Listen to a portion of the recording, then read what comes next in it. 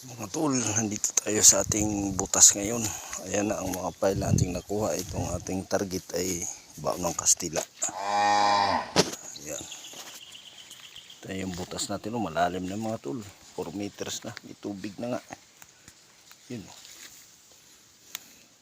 Ayan. Ayan na siya. Bababa tayo mga tol. Hanggang dito. Ayan. Mga tol, itong baon na ito ay Kastila ito.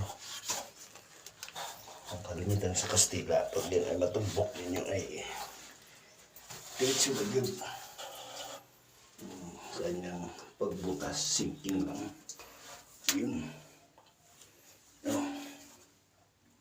Yung mga ilugad dyan, tinamaan mga tol, yun. Yan. Ayan. Ayan. Mga gilid dyan ha. Ayan. Yung mga nasa dyan. 4 meters na.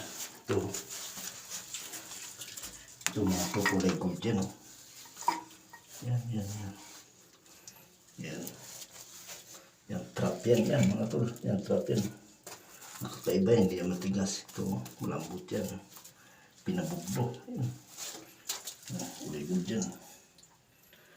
Kaya kung magkamali kayo, ayan. Parang abo.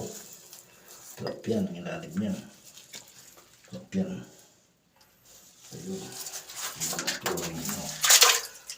Yan. Yan, may tubig na. Ito. Mapagtapit na ito. Mga 7 meters to 6 meter. Recover na ang baon nito. Tadyaw nga ba nga ito, mga tol? Ang baon nito. Ayan. Magkaroon kayo ng idea. Kaso, hindi basta-basta binibigay ito mga tol. Pili lang ang taong binibigyan ito.